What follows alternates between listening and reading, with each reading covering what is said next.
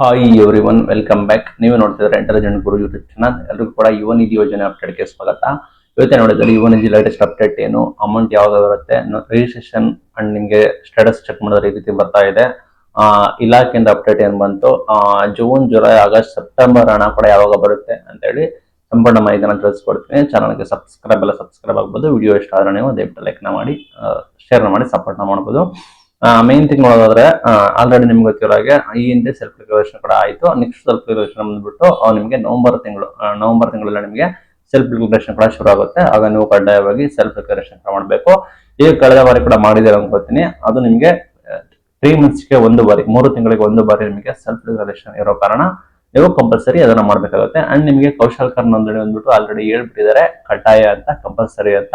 ಯಾರು ಕೂಡ ಇನ್ನು ಕೂಡ ಕೌಶಲ್ಕರ್ಗೆ ನೋಂದಣಿ ಕೂಡ ಮಾಡ್ಕೊಂಡಿರೋ, ರಿಜಿಸ್ಟ್ರೇಷನ್ ಕೂಡ ಮಾಡ್ಕೊಂಡಿರೋ ಅವರು ಕೂಡ ಕಡ್ಡಾಯವಾಗಿ ಮಾಡ್ಕೋಬೇಕಾಗುತ್ತೆ. ಇದು ಬಂದ್ಬಿಟ್ಟು ಎರಡು ಕೂಡ ವೆರಿ ವೆರಿ ಇಂಪಾರ್ಟೆಂಟ್ ಆಗಿರುತ್ತೆ. ಮೂರನೇ ಅಪ್ಡೇಟ್ ನೋಡೋದಾದ್ರೆ, ಹಣವಾಗಿ ಕೇಳ್ತಾ ಇದ್ದಾರೆ ಸಾಕಷ್ಟು ಜನ. ಅಪ್ ಟು ಜುಲೈವರೆಗೂ ಸಾಕಷ್ಟು ಜನಕ್ಕೆ ಅಪ್ ಟು ಜುಲೈವರೆಗೂ ಕ್ರೆಡಿಟ್ ಕೂಡ ಆಗಿದೆ. ಇನ್ನು ಸಾಕಷ್ಟು ಜನಕ್ಕೆ ಜೂನ್, ಜುಲೈ ಅಮೌಂಟ್ ಕೂಡ ಪೆಂಡಿಂಗ್ ಇದೆ. ಅದರಲ್ಲಿ ಆಗಸ್ಟ್ ಮುಗಿತಾ ಬಂತು, ಸೆಪ್ಟೆಂಬರ್ ಕೂಡ ಮುಗಿತಾ ಬಂತು. ಅದು ಅಮೌಂಟ್ ಯಾವಾಗ ಬರುತ್ತೆ ಅಂತ ಹೇಳಿ ಕೇಳ್ತಾ ಇದ್ದಾರೆ. ಸದ್ಯದ ಮಟ್ಟಿಗೆ ಈ ತಿಂಗಳು ಒಳಗಡೆ ಬರ್ಬೇಕಿತ್ತು. ಸದ್ಯದ ಮಾಹಿತಿ ಪ್ರಕಾರ ಆಲ್ರೆಡಿ ಇಲಾಖೆಯವರು ಹೇಳ್ತಾ ಇದ್ರು ಮಾಡ್ತಾರೆ 25th ಒಳಗಡೆ ಮಾಡ್ತಾರೆ, ಈ ಮಂತ್ ಎಂಡ್ ಒಳಗಡೆ ಆಗುತ್ತೆ ಅಂತ. ಬಟ್ ಇನ್ನು ಕೂಡ ಯಾವುದೇ ರೀತಿ ಅಮೌಂಟ್ ಕೂಡ ಕ್ರೆಡಿಟ್ ಕೂಡ ಆಗಿಲ್ಲ ವಿದ್ಯಾರ್ಥಿಗೆ. ಪೆಂಡಿಂಗ್ ಇರೋ ಅಮೌಂಟ್ ಬಂದ್ಬಿಟ್ಟು ಈ ತಿಂಗಳು ಎಂಡ್ ಒಳಗಡೆ ಕ್ಲಿಯರ್ ಮಾಡುವ ಸಾಧ್ಯತೆಗಳು ಕೂಡ ಇತ್ತು. ಇನ್ನು ಕೂಡ ಎಂಡ್ ಟೈಮ್ ಇದೆ, ಕಾಯ್ದು ನೋಡೋಣ. ಸಾಧ್ಯತೆಗಳು ಕೂಡ ಇದಾವೆ. ಈ ತಿಂಗಳು ಎಂಡ್ ಒಳಗಡೆ ನಿಮಗೆ ನಿಮ್ಮ ಖಾತೆಗೆ ಬಂದ್ಬಿಟ್ಟು ಜಮೆ ಆಗೋದಕ್ಕೆ.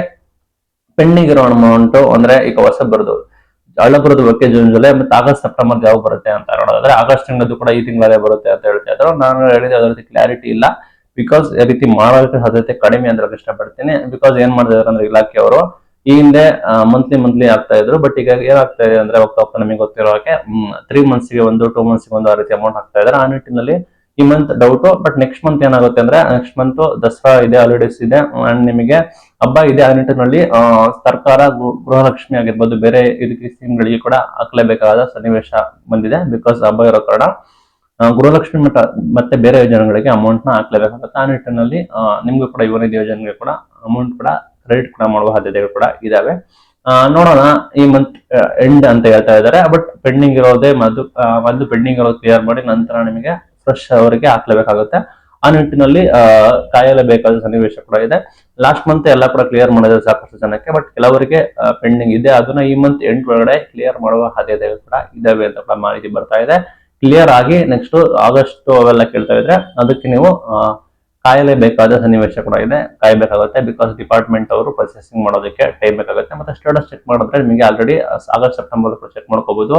180 days ಆ ರೀತಿ ಎಲ್ಲ ಬರ್ತಾ ಇದೆ. ಅದಕ್ಕೆ ಟೈಮ್ ತಗೊಳುತ್ತೆ ಅಪ್ಡೇಟ್ ಆಗೋದಕ್ಕೆ, ಸ್ಟೇಟಸ್ ಅಪ್ಡೇಟ್ ಆಗೋದಕ್ಕೆ ಟೈಮ್ ತಗೊಳುತ್ತೆ. ಆಲ್ರೆಡಿ ಡಿಬಿಟಿ ಪುಷ್ ಆಗಿರೋರಿಗೆ, ಪ್ರೊಸೆಸಿಂಗ್ ಆಗಿರೋರಿಗೆ ಕೂಡ ಏನು ಕೂಡ ಅಮೌಂಟ್ ಕೂಡ ಬಂದಿಲ್ಲ ಅಂತ ಹೇಳ್ತಾ ಇದ್ದಾರೆ. ಅವರು ಕೂಡ ವೇಟ್ ಮಾಡಬೇಕಾಗುತ್ತೆ, ಬೇರೆ ಆಪ್ಷನ್ ಕೂಡ ಇಲ್ಲ.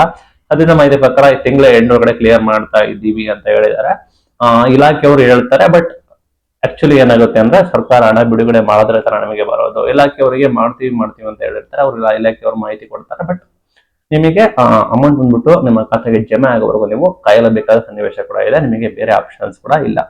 ಇದು ಇವತ್ತಿನ video. Thank you for watching till end. Thank you.